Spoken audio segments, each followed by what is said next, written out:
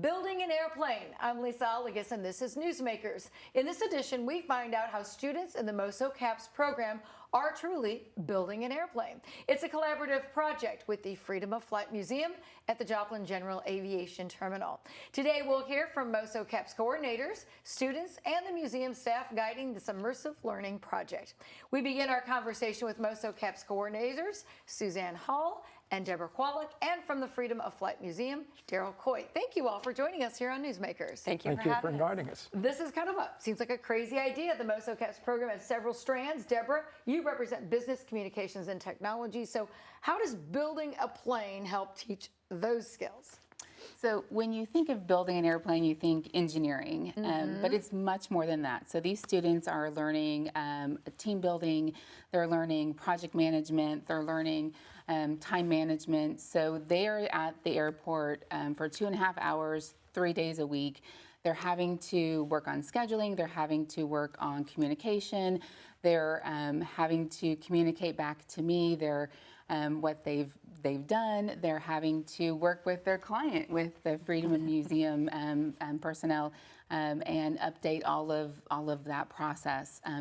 So the collaborative effort that they're making, they're doing all of that together, and so it's been a great experience for them and for us as well. I was at their initial meeting, and you have certain jobs. So tell us some of the jobs and the roles they had to fill that are even beyond just, hey, building things. Yeah, so building is the main objective, but we do have specific roles. So we have an airplane constructionist, so that's kind of like the project manager of the group. We also have somebody who's in charge of the finance, so they're the procurement, the accounting person. We have somebody who's in charge of propulsion, which, Daryl, correct me if I'm wrong, that's the person that would be in charge of the engine, the electrical components. You got it. See, I'm learning stuff too. We have somebody who is in charge of safety, just to make sure that the environment is up to code, I guess, if you want to call it. Everybody is doing their part to keep things safe. But the main component is, of course, just building the airplane. So while they're learning all these different roles and the pieces that you would need to do if they were in an actual environment building an airplane, they are working all together. So maybe they're putting together drilling rivets and doing all those components one moment, then they might be all looking for a piece or doing research on what the FAA might be requiring for an aircraft the next moment. Sure. So it's all a collaborative effort. Yeah. You mentioned possibly procurement, raising funds. Daryl, the plane was donated. What kind of funds needed to be raised, and is that a difficult challenge when it comes to a project like this? Well, we weren't sure when we first started exactly how much money we would need for this project, but we have gotten a little bit of money in parts and services and so forth from other people in the community. As we go forward, we'll probably need to do some more fundraising to get a little more to finish it up. So. Why do you feel this project is good for students? Oh, it's a great challenge for them. It's fun, it's something different, and I think they're really enjoying it. So tell us what kind of plane it is, and can it really fly at some point? Well, this is called a BD-17L Nugget being small. And so BD, B-E-D-E, is the designer and manufacturer of the airplane. And it's a single place airplane, just one person, and it's very small. It uses very up-to-date construction using honeycombed aluminum to put it together. And instead of mostly being made with rivets, it's supposed to be glued together. And so that's what the airplane is. The only problem with it is that it was not very popular because it was a single place airplane. And so the manufacturer quit making them, which is a problem. Yeah. I mean, how is it going? What are some of those obstacles you faced in this project? Well, the main obstacle was that we don't have the construction plans. And so, but we didn't know that when we first started. So this airplane was gifted to us by a fellow here in Joplin, Jim Scott, and he wanted us to build it and then use it for something in the museum. And we had 3 years to get that done. Well, the 3 years came and went, but so we finally were able to get started with it. And that's what we're doing. Yeah, unboxed it, but no instructions. So No you had instructions. a lot of figuring out. Suzanne, why are partnerships like this so important to the immersive learning program aspect of MOSO CAPS? I think they're critical to the learning of our students, because you never know, like a year ago, if you had said this year we were going to have our students like helping to build an airplane, I would have been like, there's no way. But with, Freedom of Flight and other people, industries reaching out to us, wanting to partner with our program or provide opportunities, we always talk about, if you've got something at number 8, 9, or 10 on your to-do list, we could be your helpers. Your helpers, yes, exactly. It is a group project. Some students hate group projects. So what lessons do you hope they take away from working as a group, but then, from different angles? So we train them up during our CAPS prep, which is the first 5 weeks in the fall semester. And we talk a lot about project management. Own Engineering is another great partner, and actually how they connected us with Freedom of Flight. But they came in and did a project management segment with us in January. The students loved it. But we teach them about project management, communication, collaboration, time management, all those durable skills that they need to be successful in life and when they're working on projects. So they are transferable to the real world job market. Absolutely. Yeah. So Daryl, talk to us. Constructing a plane that you want to be safe enough to fly must come with some exacting and precise requirements. So when it comes to working through the process, what is that like for the students and yourself? Well, you're right. There is a lot of things that you have to think about. There's FAA approvals and so forth. We kind of cut that out in that we decided that we wouldn't be flying the airplane just to be safe. Yeah. And so a lot of that went away. But so there's a lot of things to be done in the way of procuring the tools and equipment that we need and so forth like that. Yeah, I mean, we were there getting some video, and a lot of it was measuring and really knowing different angles. And do those kind of test some of the students' skills? Do they have to work with you and get advice from you and others? At first, they didn't have the skills, but they do now, and I think they're enjoying it. There was times when to use a hand drill was kind of worrisome to them, but now it's like, give me that thing, I'm going to do that, so. There's some independence that comes from that too, right, Suzanne? I mean, it's a confidence builder to learn a new skill. Absolutely, yes. And we see that. It's so much fun to watch our students grow from August to this time of the year. And especially there's a second-year student that's also working on the project. And so she's going into engineering actually. But yes, it's so important for them to have that confidence, build it up, and let them do their thing. All right, well, great information. We're going to take a little break, and we're going to find out what the students think. So it is time for a break. When we come back, students explain their roles in working on the project, and another mentor joins the conversation. We'll be back. Every new day at Missouri Southern State University opens the door to meaningful opportunities. Immersive learning, health and life sciences, global education. These 3 pillars form the foundation of our mission. I've always learned best by doing. When I could shape ideas with my own hands, everything clicked. I enjoy helping others, but I never considered what it could look like as a career. I grew up in a rural area where people rarely traveled abroad, and I always wondered what waited beyond my small town. Here I discovered what I can do and who I can become. Seeing the world through unique perspectives has reshaped how I view my place in it.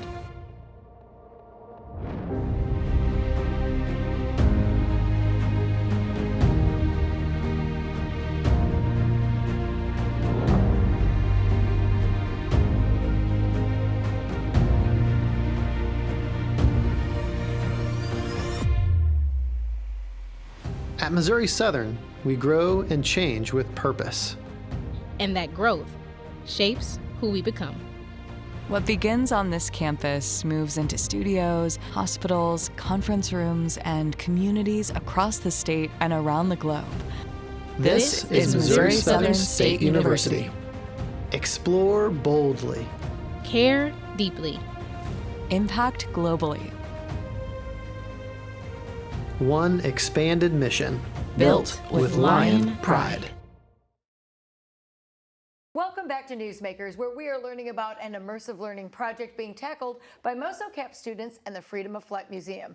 They are building an airplane. Joining us to talk about their experiences are Wyatt Hausch from Diamond High School, Addie Aker, Carl Junction High School, and one of their mentors on the project, Tom Christensen, with the Freedom of Flight Museum. Welcome to Newsmakers. Thank you. Thank you. This seems like a once-in-a-lifetime kind of project. So students, why were you all on board for doing something like this when it comes to profession-based projects? Yeah, I feel like you said, it's once in a lifetime. I don't think there's many other opportunities we're going to have to build a plane. So, just realizing that and taking the opportunity, because that's one thing I'm going to be able to tell my friends, I built a plane in high school. So I think that's something really cool that we're able to do. And you have an actual interest in engineering, correct? Yeah, I'm going to pursue engineering in college. So this is really something that kind of ties into that and is really interesting to be able to apply what I've learned.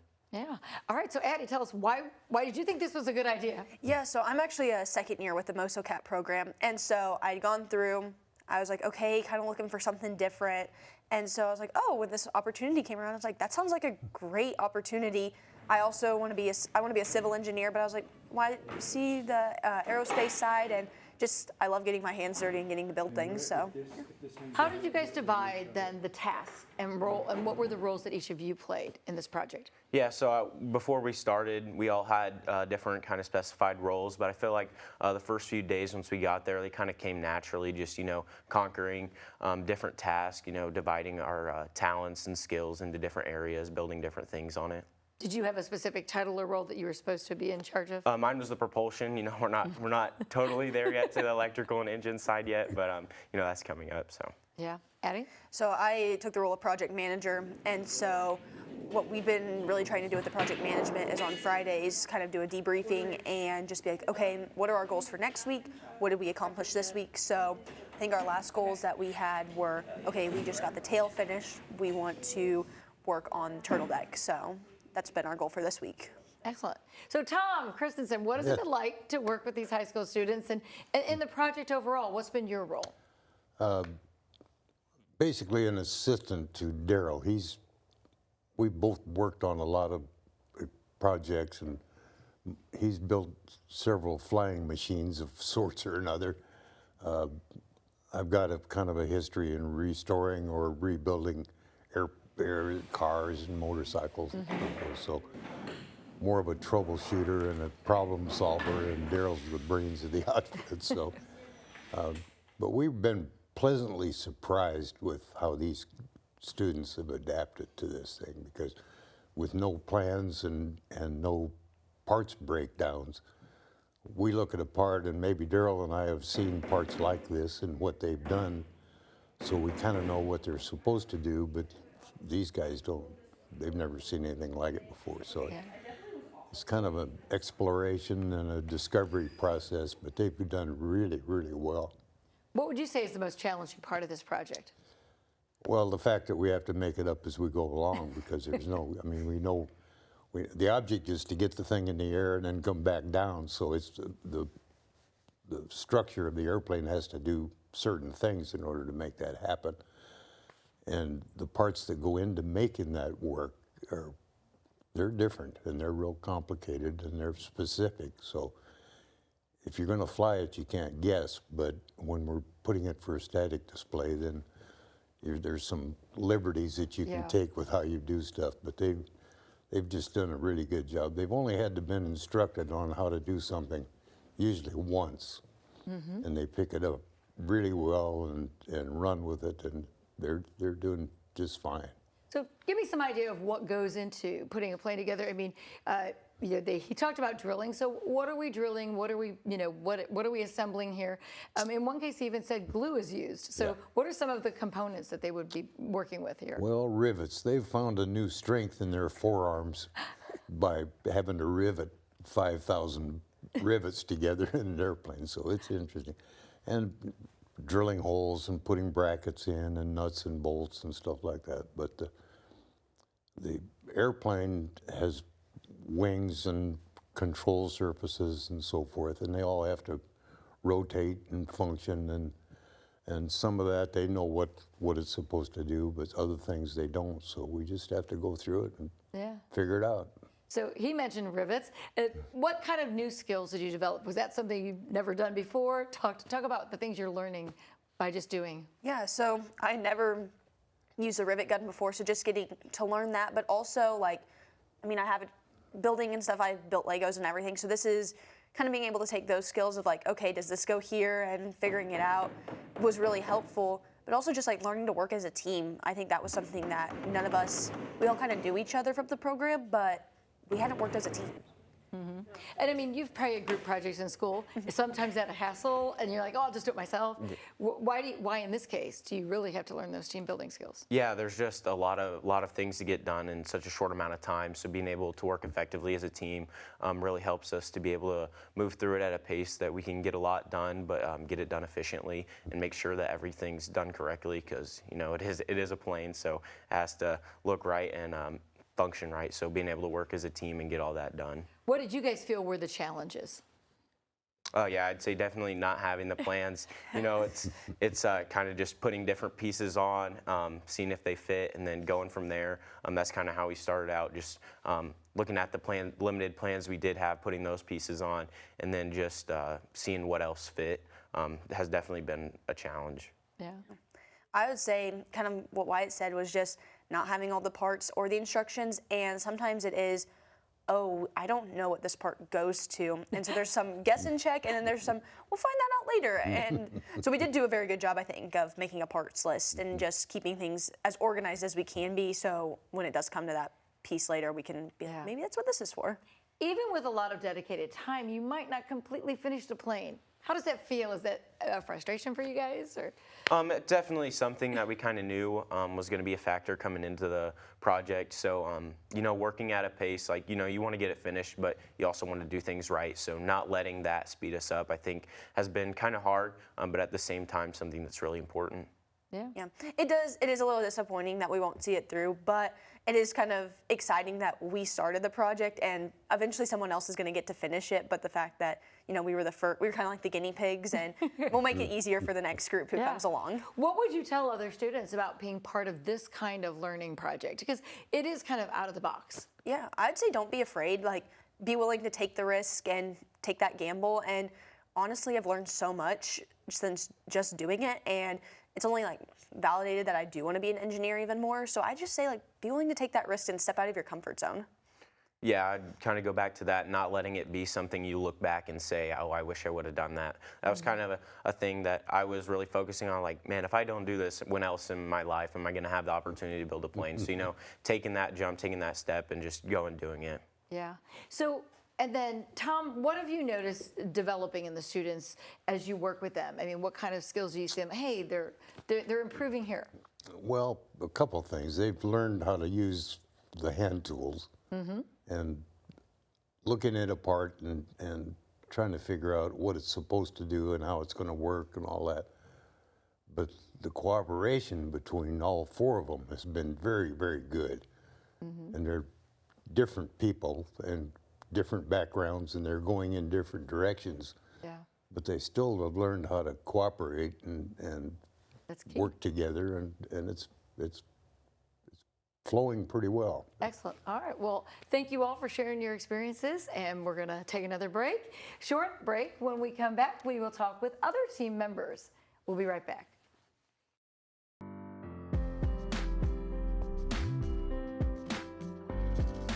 Organized and managed by dedicated flight enthusiasts, Joplin's Freedom of Flight Museum focuses on fostering an interest in aviation for area residents. The museum features programs and exhibits for all ages, including educational displays on the history of flight, aviation's role in both world wars, and Joplin's contributions to air and spacecraft development. Visitors can learn how airplanes fly, how space travel works, and how to train for jobs in the aerospace fields. There are also photo galleries, hands-on activities, and a private collection from local flight enthusiast Ernie Trumbley, which includes navigation and communication devices, safety systems, and rocket and missile displays.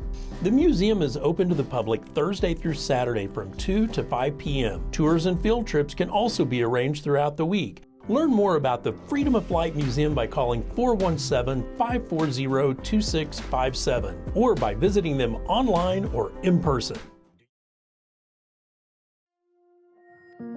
Lions Forward is more than a campaign. It's our commitment to the future. Through private giving, we're expanding educational opportunities in Joplin and the four-state area, strengthening programs, and investing in our students.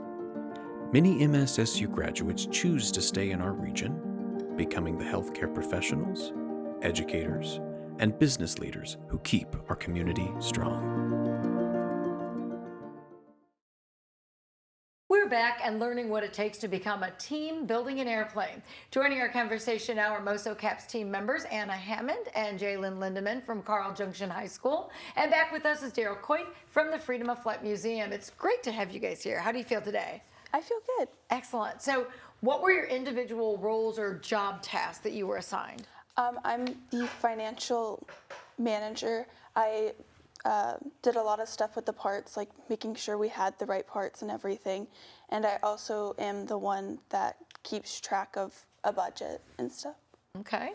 Jalen, tell us about what your role was. I am the safety manager, so I make sure everyone's like having on gloves whenever we're drilling, or making sure that we have fire extinguishers around just in case. Mm-hmm. Okay. So what were the struggles in this project? Do you feel like you've had any success? You know, how did you measure that as you've been going along when you were doing this? I feel like we've had success in becoming more of a team, having more experience, team bonding and stuff. One of our main struggles is not having the right instructions. So our motto that we've came up with was we're just going to have to wing it.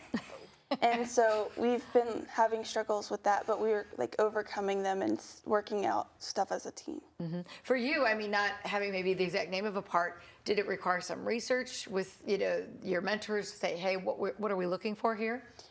It took a lot with looking at the parts and saying, hey, this might go here, and this looks like it could go here, and trying to group all the parts that we have together. Mm-hmm.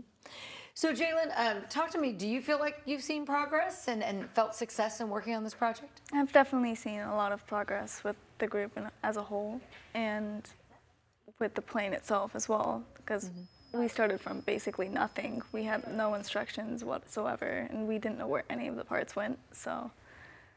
Putting it together was a really bit of the biggest challenge, huh? Yeah, okay. Definitely. So, Daryl, what kind of progress do you see in the students? Have they developed over the time? Oh, they've developed a lot, and it's really fun to watch.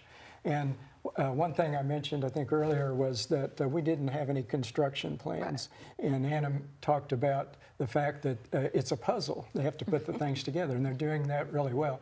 But one thing is that she mentioned having to wing it. And to me, that's just figuring it out.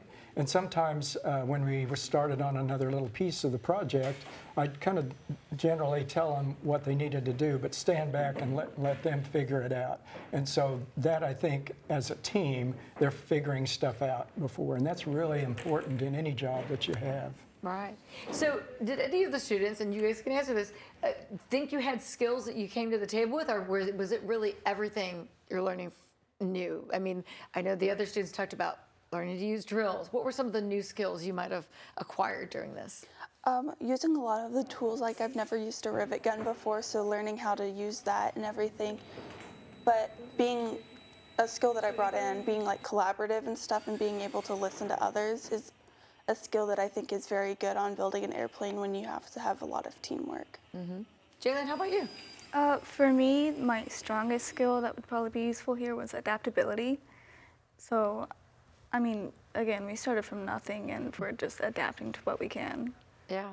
This is a very technical project. So why do you think it's also, though, a good way to learn some of the business communication skills?